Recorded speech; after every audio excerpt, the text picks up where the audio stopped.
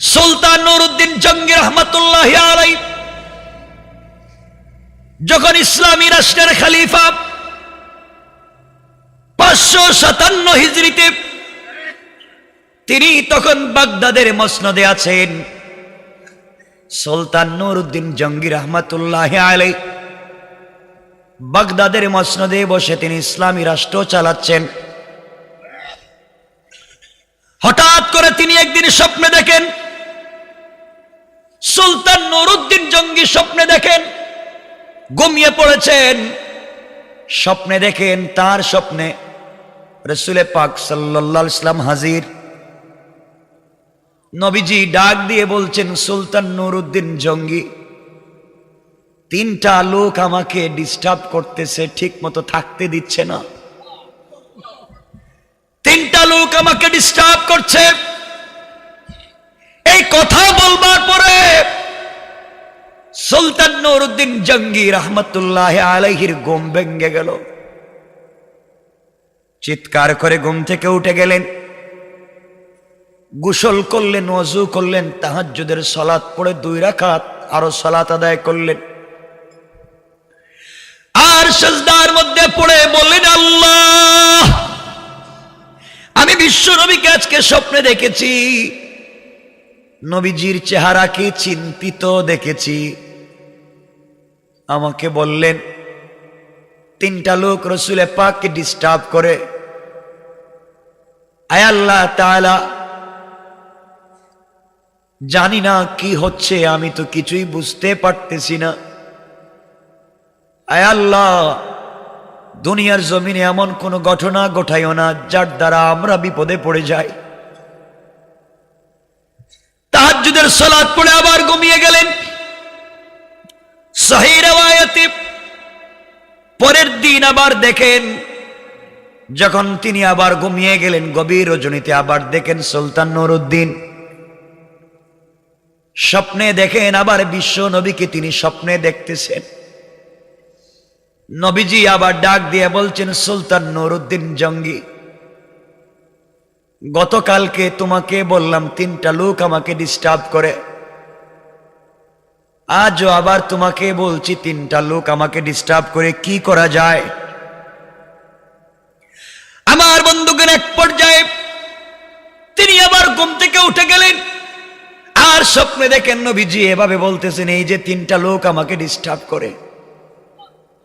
সুলতান নুরউদ্দিন তাকায়া দেখেন 3টা লোকের চেহারা সাদা, চোখগুলা হচ্ছে পিত বর্ণের, মার্বেল কালার পিত বর্ণের, চেহারা দবদবে সাদা। গতকালকে বিশ্ব নবী যেই 3টা লোকের কথা বলেছেন, আজও তিনি সেই 3টা লোককে আবার দেখালেন। ঘুম থেকে উঠে গেলেন, গোসল করলেন, ওযু করলেন, 2 রাকাত সালাত পড়লেন। আর আল্লাহর কাছে কান্না করে বললেন, আল্লাহ তাআলা, জানি না কি অপরাধ করেছি, ইসলামী রাষ্ট্র কোন বিপদের সম্মুখীন হচ্ছে জানি না। আল্লাহ তাআলা, তুমি সকল বিপদ থেকে আমাদেরকে বাঁচাইয়া দাও। সারাদিন কিছু খাইলেন না, টেনশনে পড়ে গেলেন, কি হলো, কি দেখলাম। 3য় দিন যখন আবার তিনি ঘুমিয়ে গেলেন, 3য় রাত্রে তিনি আবার স্বপ্নে দেখেন নবীজি এসে বলছেন, সুলতান নুরউদ্দিন জঙ্গি, 2 দিন তোমাকে বললাম, কোনো কর্ণপাত করলে না। তোমার দিলের ভিতরে কি আমি নবীজির ভালোবাসা নাই? তোমার দিলের ভিতরে কি আমি নবীজির দয়া নাই? এই যে 3টা লোক আমাকে ডিস্টার্ব করে, এই 3টা লোক থেকে আমাকে বাঁচাও। নুরউদ্দিন জঙ্গি দেখেন এই 3টা লোক তো ঠিক আছে, গতকালকে যেই লোকগুলাকে দেখালেন, এর আগের দিন যে লোকগুলাকে দেখালেন, এই একই লোক, পিত বর্ণের চোখ, সাদা চেহারার মানুষ। ঘুম থেকে উঠে গেলেন, সহ্য করতে পারলেন না, কার কাছে বলবেন?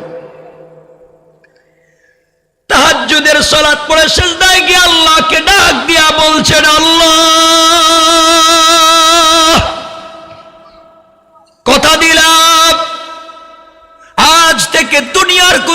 খাবার আমি মুখে নিব না যতক্ষণ পর্যন্ত 3 দিনের স্বপ্নের মূল ব্যাখ্যা না জানতে পারবো। নবীজি বলেছেন, আমি কি আশিক রাসূল না? আল্লাহ, আমি তো এমন আশিক রাসূল, আমার কলিজা বিশ্ব নবীর জন্য দিতে পারি, আমার জীবন আমি বিশ্ব নবীর জন্য দিতে পারি। কি হচ্ছে আমি জানি না। ঘুম থেকে উঠে তার প্রধানমন্ত্রী জালালউদ্দিন মৌসুলির সঙ্গে পরামর্শ করলেন। জালালউদ্দিন মৌসুলিকে বললেন, সুলতান নুরউদ্দিন জাহাঙ্গীর বললেন, প্রধানমন্ত্রী শোনো, 3 দিন একই স্বপ্ন দেখেছি। নবীজির চেহারা বড় বিবর্ণ দেখেছি, টেনশন চিন্তাযুক্ত দেখেছি। 3টা লোককে 3 দিন আমাকে দেখালেন, পিতবর্ণের চোখ, সাদা চেহারা। স্বপ্নের তাবির ব্যাখ্যা আমি জানি না, কি করব? কথা দিলাম যতক্ষণ পর্যন্ত সমস্যার সমাধান না করতে পারবো আমি সুলতান নুরউদ্দিন জঙ্গি দুনিয়ার কোনো খাবার মুখে দিব না। পড়েন সুবহানাল্লাহ।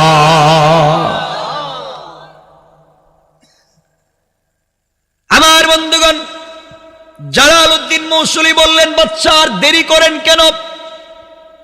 আমার বিশ্বাস, আমার মনে হয় মদিনার রসুলের রওজা মুবারক কোনো বিপদে পড়ে গেল কিনা, নবীজির রওজা মুবারকে কিছু হয়ে গেল কিনা। চলেন বাগদাদ থেকে মদিনার দিকে যাই।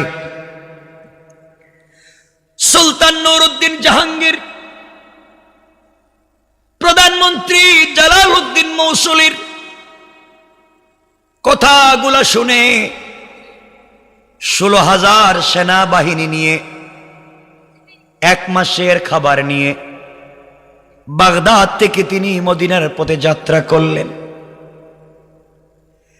1 মাসের খাবার নিলেন, 16,000 সৈন্য নিলেন, খাবার বন্ধ করে দিলেন।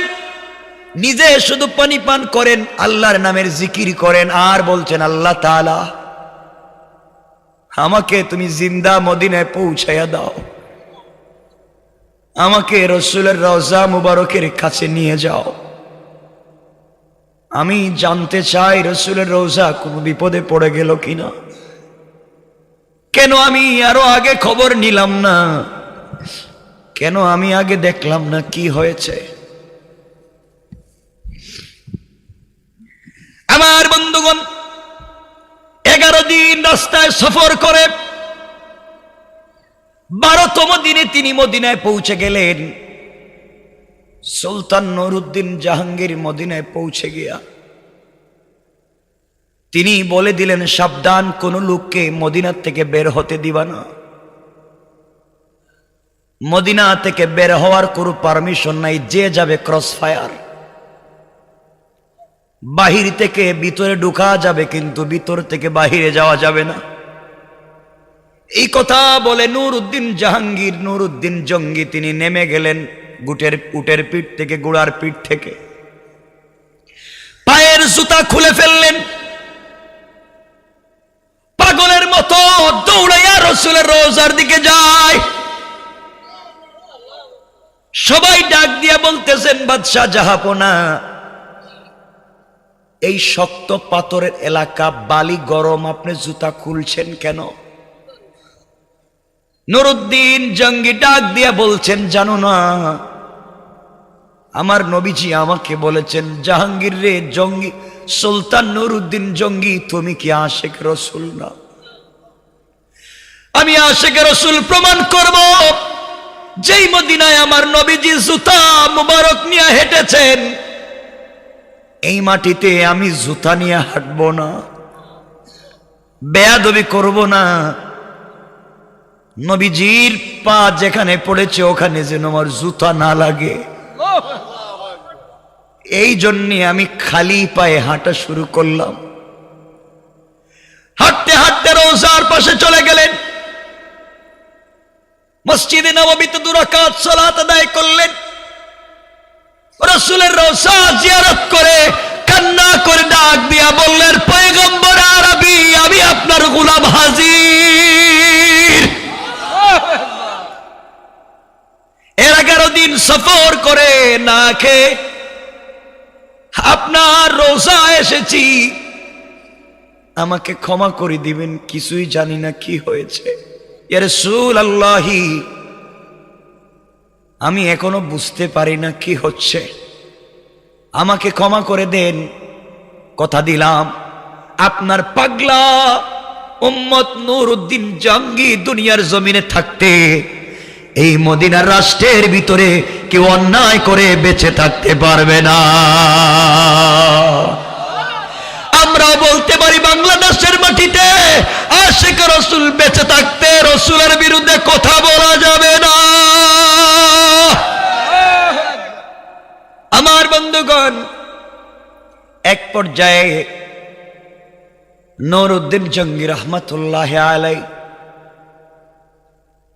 ঘোষণা করে দিলেন সব রাস্তাঘাট বন্ধ। কি হয়েছে গভর্নরকে জিজ্ঞাসা করলেন, কেউ উত্তর দিতে পারে না। প্রধানমন্ত্রীর সঙ্গে পরামর্শ করলেন, কেমনে জানবো কি হচ্ছে, আর এই তিনটা লোক বাকে আমি কেমনে চিনবো হাজার হাজার মানুষে। পরামর্শ হলো, নুরউদ্দিন জঙ্গি বললেন, মদিনার মানুষেরা, দীর্ঘদিন পরে মদিনা এসেছি, আমি তোমাদেরকে মেহমানদারি করাতে চাই, তোমাদেরকে দাওয়াত খাওয়াতে চাই। খবরদার আমার দাওয়াত কেউ মিস করতে পারবা না। মদিনার বাহির থেকে ভিতরে এসে দাওয়াত খেতে পারবে, কিন্তু মদিনার ভিতর থেকে একটা কুকুরও মদিনার বাহিরে যেতে পারবে না, কেউ যেতে পারবে না। সমস্যা দেখতে হবে আমাকে কি হয়েছে। এক পর্যায়ে সবাইকে খাওয়াতে লাগলেন, মহিলারাও খায়, পুরুষেরাও খায়, সকল ধর্মের বর্ণের মানুষেরা এসে খায়। নুরউদ্দিন জঙ্গি হেঁটে হেঁটে দেখেন, কিন্তু লোকগুলাকে পান না। একজন একজন করে দেখেন, কিন্তু লোকগুলাকে পান না। এভাবে এক সপ্তাহ খাওয়ালেন, কিন্তু এখন পর্যন্ত এই তিনটা লোককে চোখে বাসে না। তিনি বললেন, শোনো, মদিনার ভিতরে কোন বৃদ্ধ বৃদ্ধা হাঁটতে পারে না, দাঁড়াতে পারে না, কোন শিশু হাঁটতে পারে না, দাঁড়াতে পারে না। এমন লোকও যদি থাকে, উট পাঠাইয়া গুড়া পাঠাইয়া তাকেও আনো, খাওয়াতে হবে, মেহমানদারিতে কেউ থাকতে পারবে না। এইভাবে করে করে আরো এক সপ্তাহ খাওয়ানো হলো। 2 সপ্তাহ চলে গেল, কিন্তু তিনি তিনজন লোককে এখনো খুঁজে পেলেন না। আস্তে আস্তে করে নুরউদ্দিন জঙ্গি শুকাইয়া গেলেন, ঠিক মতো দাঁড়াতে পারেন না, কারণ প্রায় 1 মাস হয়ে গেল মুখে খাবার নাই। সবাই পায়ে ধরে বলে, বাদশা কিছু খান। নুরউদ্দিন জঙ্গি বলে, আমি আশিক রাসূল সমস্যার সমাধান না করে খাবো না।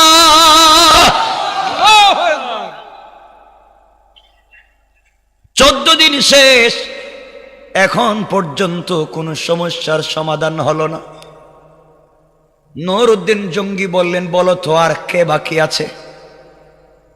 দুধ পাঠাইয়া গ্রাম থেকে, শহর থেকে, দূর থেকে, 100 মাইল দূর থেকে দরে দরে মানুষগুলা কেনে খাওয়ালেন।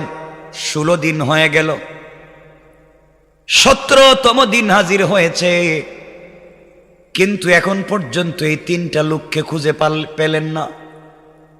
ডাক দিয়ে বলেন, বলো মদিনার মানুষ, বলো একজনকে ছাড়বো না, পুরা মদিনাকে ব্রাশফায়ার করে দেব। আগে বলো আর কেউ বাকি আছে কিনা? পিছন থেকে একজন দাঁড়াইয়া বলছেন, আমিরুল মুমিনিন সুলতান নুরউদ্দিন জঙ্গি, আমাদের মদিনার সব মানুষের খাওয়া দাওয়া শেষ, কিন্তু 3 জন বুজুর্গ আল্লাহর ওলি বাকি আছে। আল্লাহু আকবার বলেন, জোরে বলেন আল্লাহু আকবার। 3 জন বুজুর্গ আল্লাহর ওলি বাকি।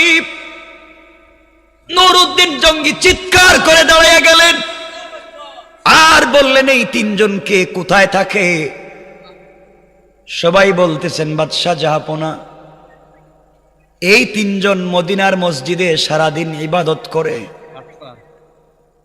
লম্বা দাড়ি, লম্বা জুব্বা, লম্বা পাগড়ি, লম্বা পাঞ্জাবি, সারাদিন রোজা রাখে, সারা রাত্র ইবাদত করে, তাদের টাকা পয়সার কোনো অভাব নাই, গোটা মদিনার মানুষকে দান খয়রাত করে, সারাদিন কোরআন তিলাওয়াত করে আর জিকির করে।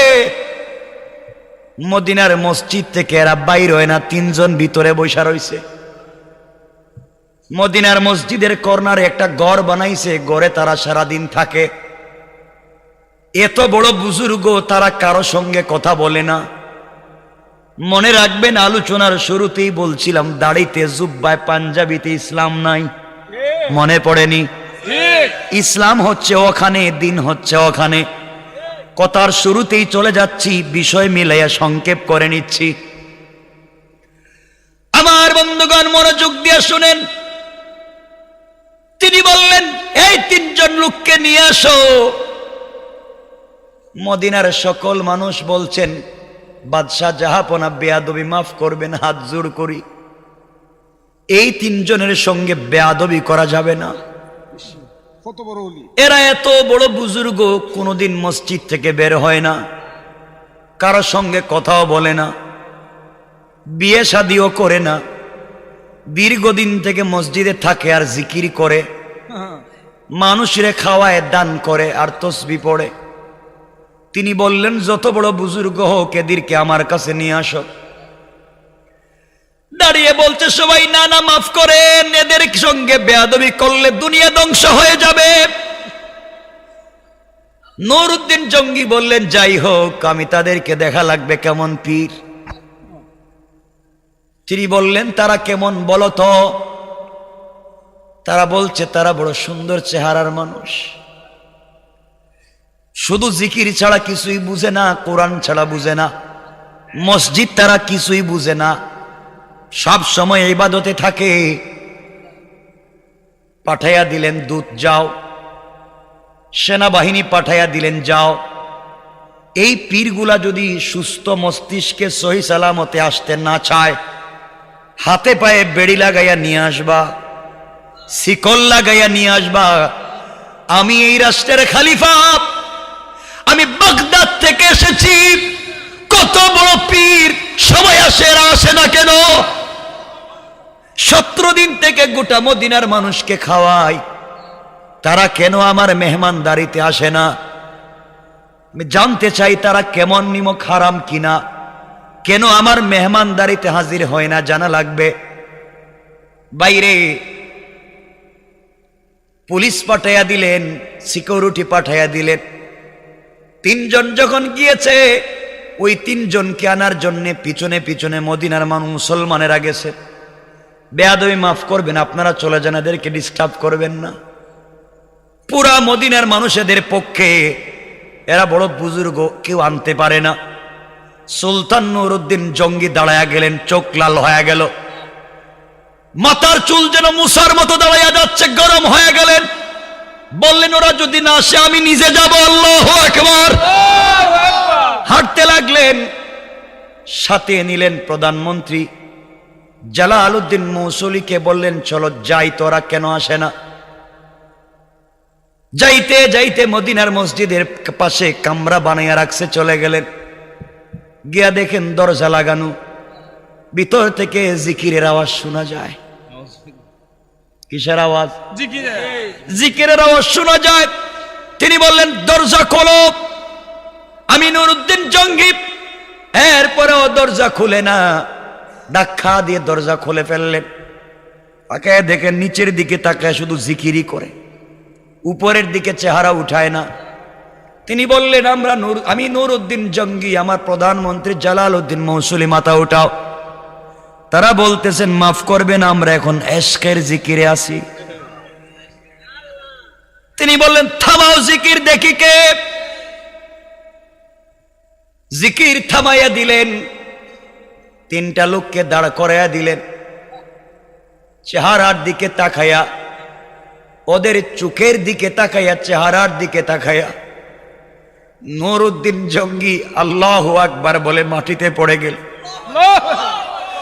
আর ডাক দিয়ে বললেন, ইয়া রাসূলুল্লাহ, পয়গম্বরে আরবি, আপনার দেখানো তিনটা লোককে আমি পেয়ে গেছি।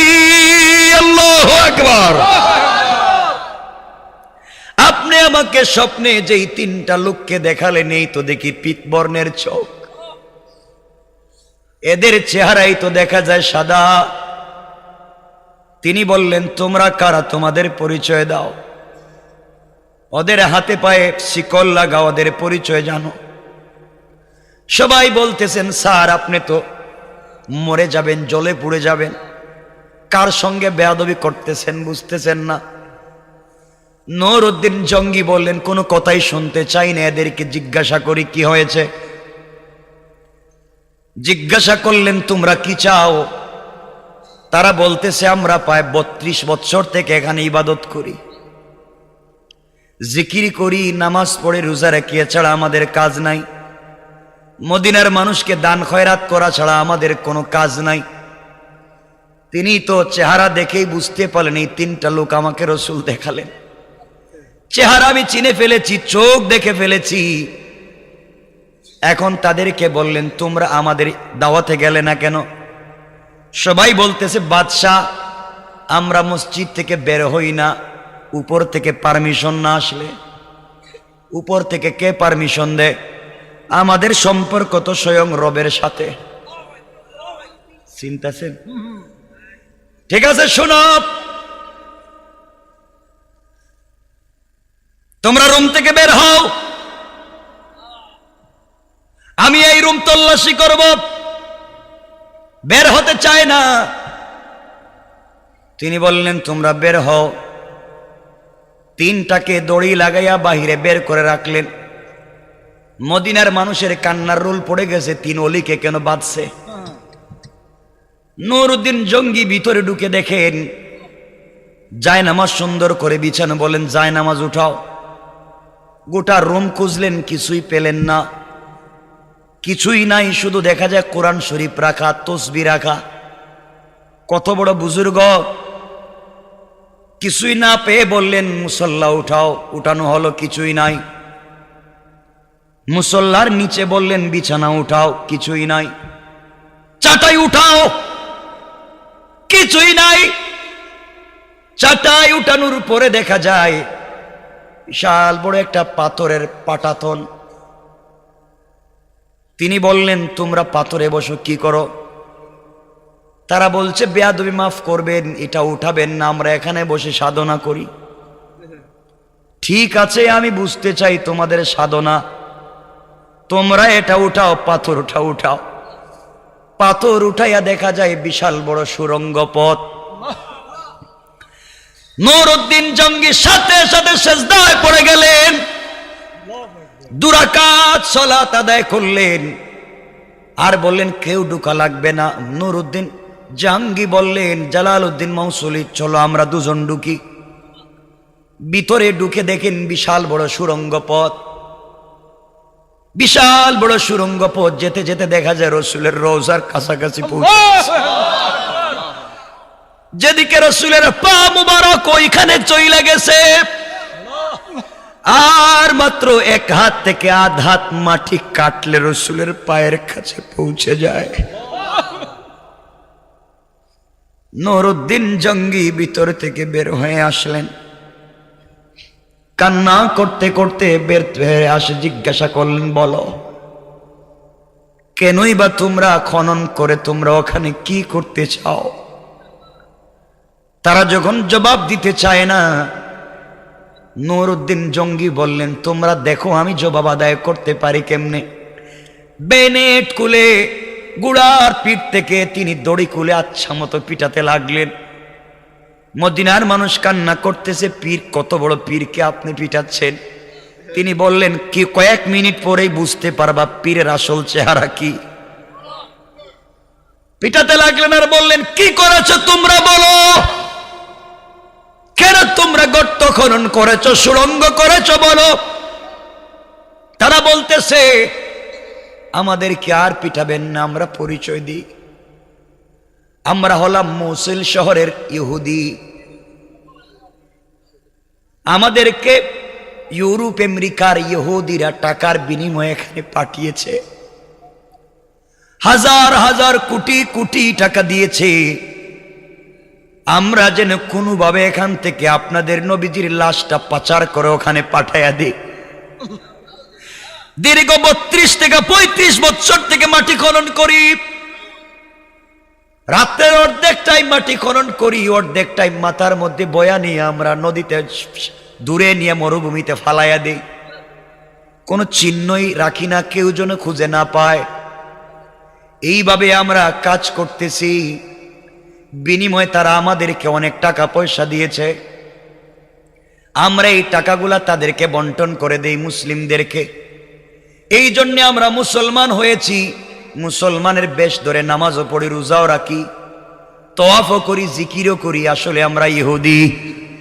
বাইরে এমন বহুত ইহুদি তোমার আমার আশেপাশেও আছে। আমার বন্ধুগণ, এক পর্যায়ে নুরউদ্দিন জঙ্গি বললেন, তোমাদের মিশন কি বলো, কেনই বালাশ নিতে চাও?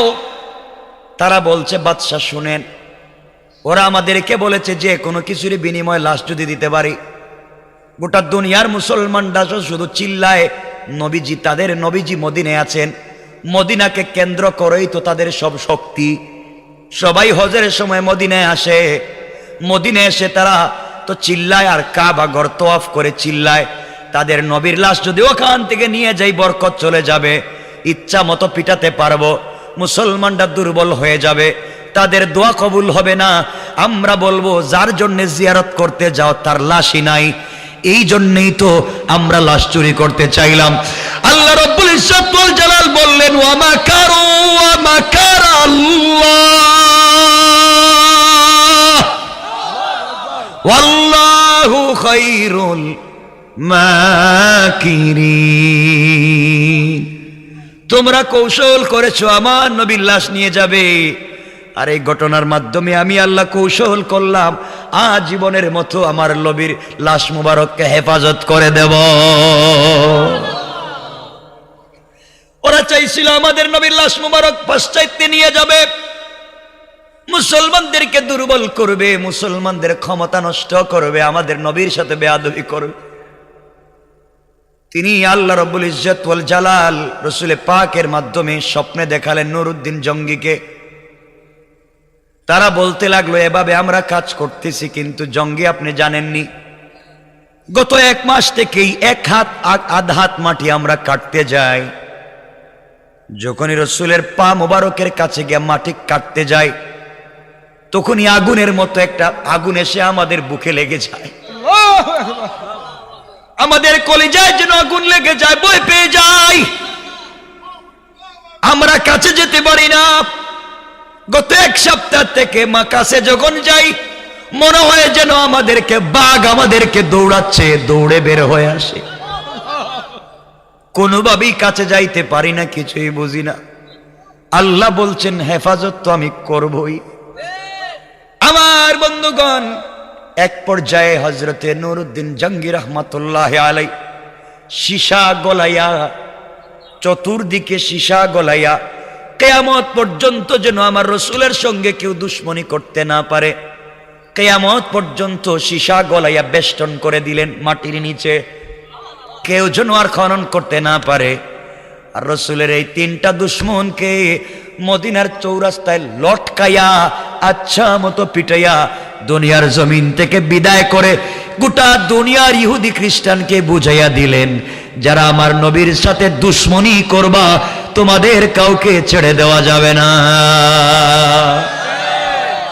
আমার বন্ধুগণ, লম্বা ঘটনার সামনের দিকে যেতে চাই না।